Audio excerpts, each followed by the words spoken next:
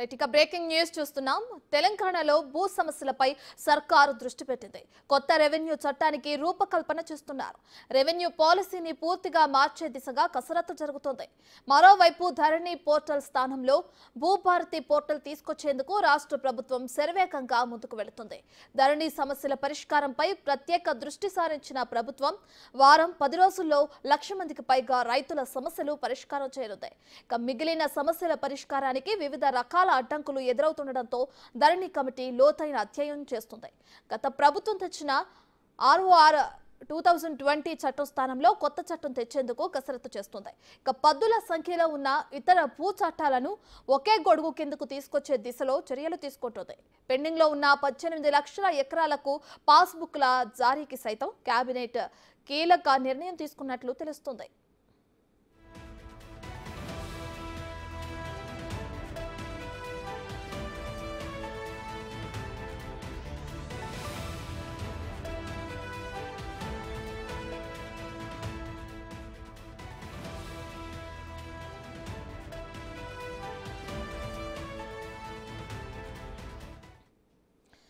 తెలంగాణలో భూ సమస్యలపై సర్కారు దృష్టి పెట్టింది. కొత్త రెవెన్యూ చట్టానికి రూపకల్పన చేస్తున్నారు. రెవెన్యూ పాలసీని పూర్తిగా మార్చే దిశగా కసరత్తు జరుగుతోంది. మరోవైపు ధరణి పోర్టల్ స్థానంలో భూభారతి పోర్టల్ తీసుకొచ్చేందుకు రాష్ట్ర ప్రభుత్వం శరవేగంగా ముందుకు వెళుతోంది. ధరణి సమస్యల పరిష్కారంపై ప్రత్యేక దృష్టి సారించిన ప్రభుత్వం వారం 10 రోజుల్లో 1,00,000 మందికి పైగా రైతుల సమస్యలు పరిష్కారం చేయనుంది. మిగిలిన సమస్యల పరిష్కారానికి వివిధ రకాల అడ్డంకులు ఎదురవుతుండటంతో ధరణి కమిటీ లోతైన అధ్యయనం చేస్తుంది.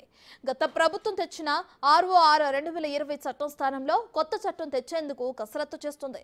పదుల సంఖ్యలో ఉన్న ఇతర భూ చట్టాలను ఒకే గొడుగు కిందకు తీసుకొచ్చే దిశలో చర్యలు తీసుకుంటుంది ప్రభుత్వం.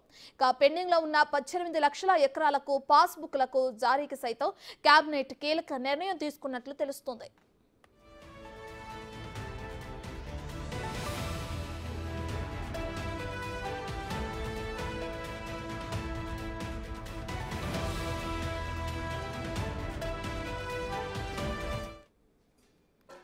ఇక తెలంగాణలో భూ సమస్యలపై అటు రేవంత్ రెడ్డి సర్కార్ దృష్టి పెట్టింది. కొత్త రెవెన్యూ చట్టానికి రూపకల్పన కూడా చేస్తున్నారు ప్రభుత్వ అధికారులు. అయితే దీనికి సంబంధించి ధరణి పోర్టల్ స్థానంలో భూభారతి పోర్టల్ తీసుకొచ్చేందుకు కూడా రాష్ట్ర ప్రభుత్వం శరవేగంగా ముందుకు వెళుతుందని కూడా చెప్పొచ్చు.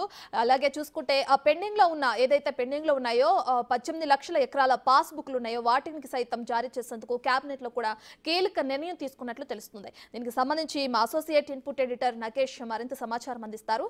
రైట్ నగేష్. తెలంగాణ భూ సమస్యలపైన రేవంత్ రెడ్డి సర్కారు ప్రత్యేక దృష్టి పెట్టిందని చెప్పచ్చు. ఇప్పటికే 6 నెలల కాలమైంది కాంగ్రెస్ ప్రభుత్వం ఏర్పడిన తర్వాత. గతంలో ధరణిలో అనేక సమస్యలు ఏర్పడ్డాయి.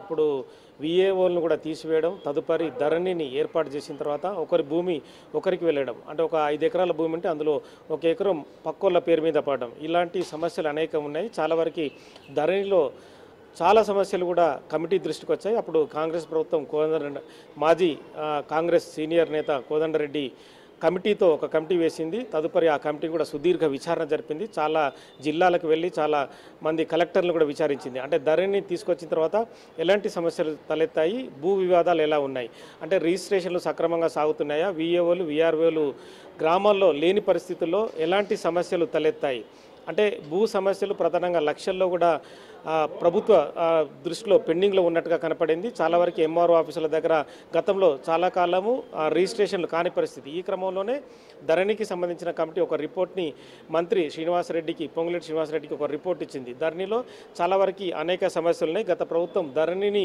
ఆగమేఘాల మీద తీసుకొచ్చిన తర్వాత చాలా సమస్యలు తలెత్తాయని చెప్పారు. అందులో రెవెన్యూ పాలసీని మార్చే దిశగా కూడా తాము కసరత్తు చేయాలని చెప్పారు. ఎందుకంటే పాత ROR 2020లో BRS ప్రభుత్వం ఒక చట్టాన్ని తీసుకొచ్చింది. ఆ చట్టం తీసుకురావడం వల్ల కూడా చాలామంది భూమి వినియోగదారులు ఎవరైతే ఉన్నారో భూమి ఉన్నవారందరూ కూడా కోర్టుకు వెళ్ళారు.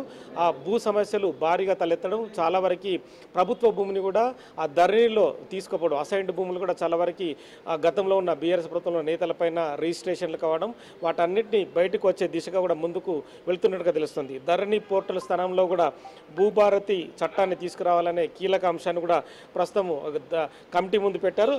ఆ విషయాన్ని కూడా పొంగులేటి శ్రీనివాసరెడ్డి ముందు పెట్టడంతో ఆ భూభారతి పోర్టల్ కూడా కొద్ది రోజుల్లోనే కూడా మారే అవకాశం కనిపిస్తుంది. పెండింగ్లో దాదాపు 18 లక్షల ఎకరాలకు కూడా పాస్బుక్లు కూడా జారీ చేయాలనే నిర్ణయానికి వచ్చారు.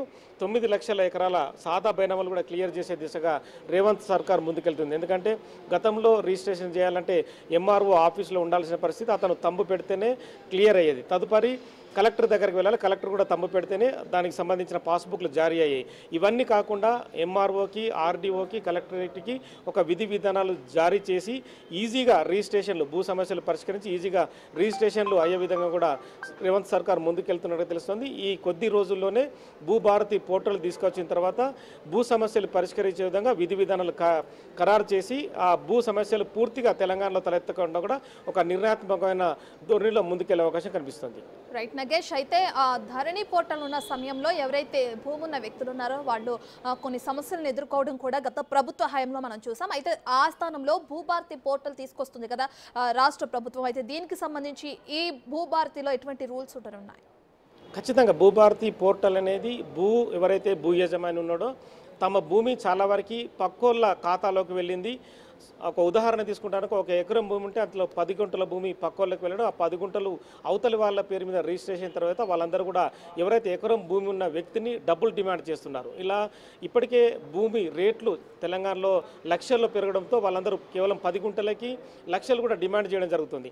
ఇటువంటి సమస్యలు ఎందుకు తలెత్తాయి, ధరణిలో ఎటువంటి లోపాలు ఉన్నాయి, అంటే ఆ భూమి పక్కోళ్ళ పేరు మీదకి మారడానికి గల కారణాలు ఏంది అనేది కూడా తెలియాల్సి ఉంది. గతంలో బీఆర్ఎస్ సర్కారు ఏదైతే ధరణి పోర్టల్ తీసుకొచ్చే క్రమంలో కుటుంబ సమగ్ర సర్వే కూడా జరిపింది. కుటుంబ సమగ్ర సర్వే కూడా ఆగమేఘాల మీద జరపడంతో ఈ ధరణిలో లోపాలు తలెత్తినట్టుగా కూడా ప్రస్తుత కమిటీ ధృవీకరించింది. ఈ క్రమంలోనే అప్పుడైతే మొత్తం రాష్ట్ర వ్యాప్తంగా కూడా శాటిలైట్ సర్వే నిర్వహించి భూ యజమానులకు కూడా క్లియర్గా పాస్బుక్ పట్టాలు దారి చేస్తామన్నారు. కానీ అవన్నీ కూడా ఎక్కడ కార్యరూపం దాల్చలేదు. ఇప్పటికే ధరణిలో ఇలాంటి సమస్యలన్నీ కూడా ఉన్నాయి. కాబట్టి ఇక నుంచి భూ యజమానులు కొట్లాడకుండా, ప్రభుత్వ భూమి కూడా వేరే వాళ్ళకి వెళ్లకుండా, ప్రభుత్వ భూమిని ఎవరు ఆక్రమించుకోకుండా ఆ భూభారతి పోర్టల్లో ప్రభుత్వ భూమిగానే ఉండే విధంగా అసైన్డ్ భూములు కూడా ఇప్పటికే చాలామంది ఆక్రమణదారులు, అలాగే దేవాదాయ శాఖ భూములు కూడా చాలామంది అక్రమానికి గురి చేశారు. ధరణిలో పేర్లు మార్చుకొని ఇష్టం వచ్చినట్టు డబ్బులు ఇచ్చి పేర్లు మార్చుకున్నారు. కాబట్టి ఆ భూములు కూడా వెనక్కి తీసుకొని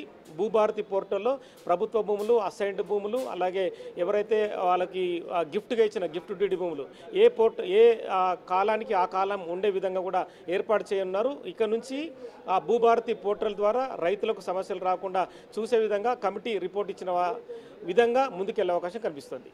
రైట్, థ్యాంక్ యూ నగేష్.